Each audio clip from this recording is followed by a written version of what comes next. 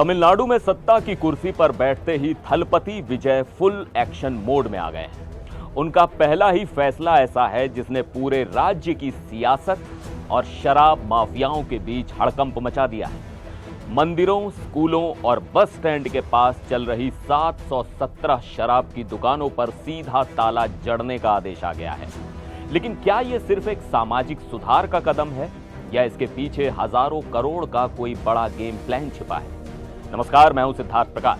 आज हम डिकोड करेंगे तमिलनाडु के नए चीफ मिनिस्टर जोसेफ विजय के उस मास्टर स्ट्रोक को जिसने आते ही सिस्टम को हिलाकर रख दिया है। तमिलनाडु विधानसभा चुनाव में शानदार जीत और कांग्रेस, लेफ्ट और वीसीके के समर्थन से सरकार बनाने के बाद सीएम विजय ने अपना सबसे बड़ा चुनावी वादा पूरा करना शुरू कर दिया है। विजय ने नशा मुक्त तमिलनाडु की गारंटी दी थी और अब सरकार ने आधिकारिक आदेश जारी कर दिया है। इसके तहत स्कूल, मंदिर या बस स्टैंड के 500 मीटर के दायरे में आने वाली 717 रिटेल शराब की दुकानों को 2 हफ्तों के अंदर बंद करना होगा।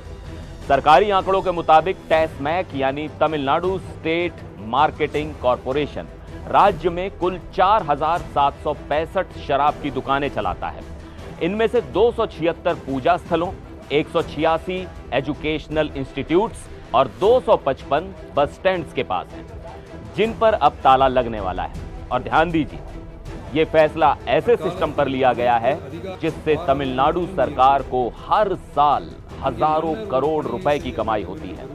साल 2025 में ही टैसमैक ने राज्य को 48,000 करोड़ रुपए से ज्यादा का रेवेन्यू दिया था।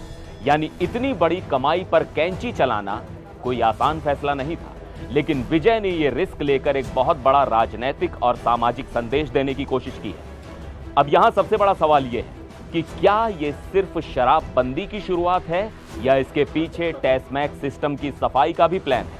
दरअसल चुनाव से पहले टैसमैक पहले ही ईडी यानी एनफोर्समेंट डायरेक्टरेट के रडार पर था। पिछले साल ईडी ने राज्य भर में टैसमैक से जुड़े कई ठिकानों पर ताबड़तोड़ छापेमारी की थी। एजेंसी का दावा था कि उसे कई गंभीर गड़बड़ियों के सबूत मिले हैं और करीब 1,000 करोड़ रुपए का अनअकाउंटेड कैश भी सामने आया था। ईडी के मुताबिक टेंडर और लाइसेंस देने में भी भारी धांधली हुई थी।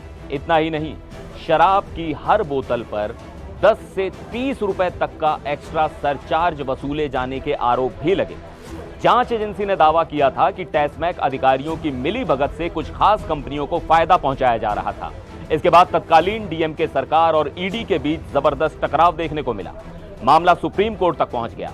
उस वक्त तत्कालीन चीफ जस्टिस बीआर गवई की बेंच ने ईडी से तीखे सवाल पूछे थे कि क्या एजेंसी राज्य सरकार के अधिकारों में दखल दे रही है।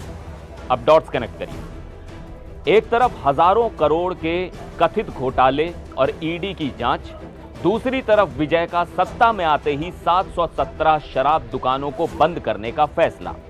राजनीतिक विश्लेषकों का मानना है कि विजय इस फैसले के जरिए खुद को पिछली सरकार से अलग और क्लीन एडमिनिस्ट्रेशन वाले नेता के तौर पर स्थापित करना चाहते हैं। लेकिन क्या यह सिर्फ शुरुआत है? क्या आने वाले दिनों में तमिलनाडु में और बड़ी शराबबंदी देखने को मिलेगी? और क्या राज्य का खजाना इस आर्थिक झटके को झेल पाएगा? आपको क्या लगता है, ये मास्टर स्ट्रोक है या रिस्की दांव? कमेंट्स में अपनी राय जरूर बताइएगा। फिर मिलेंगे एक और वीडियो में। आप देखते रहिए एनडीटीवी इंडिया।